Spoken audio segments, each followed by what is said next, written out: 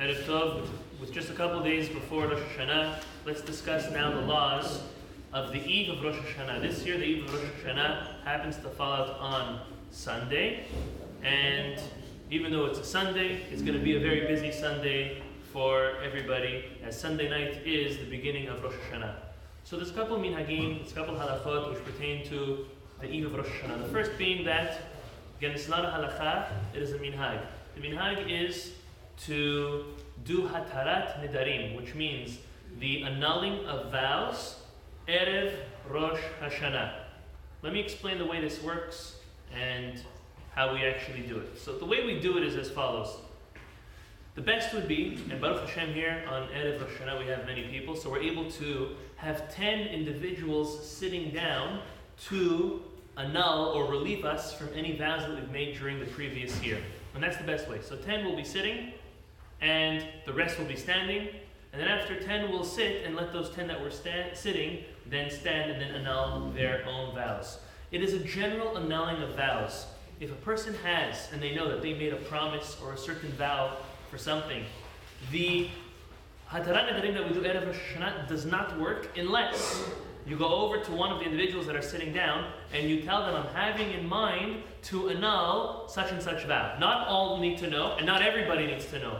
One of the people sitting down need to know. So why do we do it? We do it just in case we made one, just in case we did one and we forgot about it. But if you know you made a vow that you're going to do such and such and such, and you know that you did not keep it or you're not going to be able to keep it, then you go over to one of the people sitting down and I'm annulling the vow of such and such.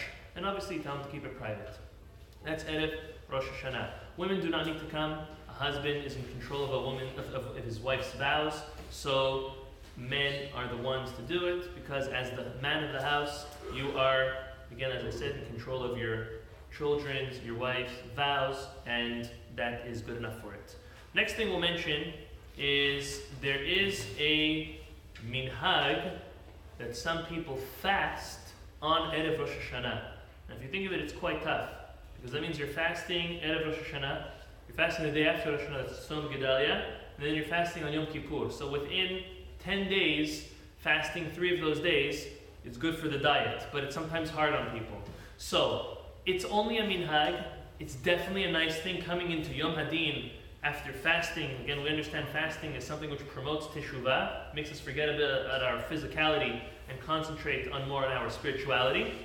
But, so again, it's a nice thing, but if a person's going to come, and by the time they get home after Mincha Arvit, and they're already on edge, some people, many people, especially men, when they're not eating, they're very cranky, and the fuse, which is short, is even shorter when they don't eat.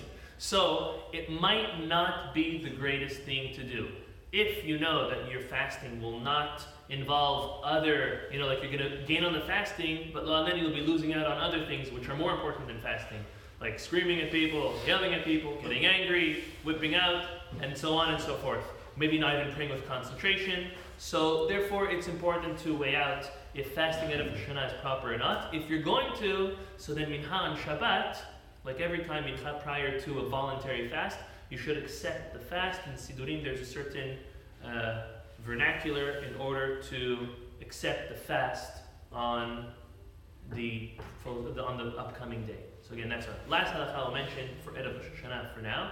Those two were minhagim, and this is a halakha. There is a halakha that every time the eve of Shabbat, mincha, we do not do vidui. We do not do the confession. Because since Shabbat is coming, already the onset and the aura, if you put it that way, of Shabbat is already coming, and it's already somewhat of the Yom Tov of the Shabbat. The Keddushat Shabbat is already there. So that's why Friday every week, we don't do vidui. When it comes to Hagim, it's the Shacharit before that we don't do the Tachanun. So, it goes as follows.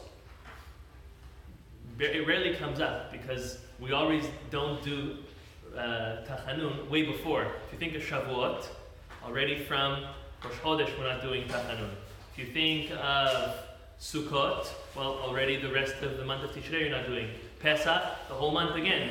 So you never really have Salcha. The only time this Salcha applies for the day of is really by Rosh Hashanah. And therefore, Rosh Hashanah in the morning we do not do Tahanun. That means no vidui, no lamnatseach, no tefillah David.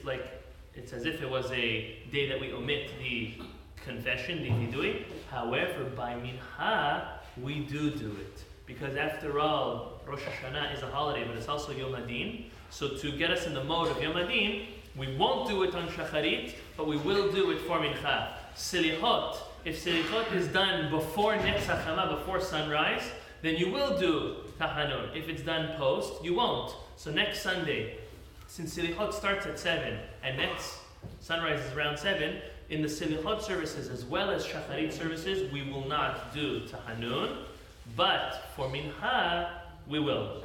If you have any questions, we'll take questions later, but so we mentioned 2 minhagim and 1 halacha.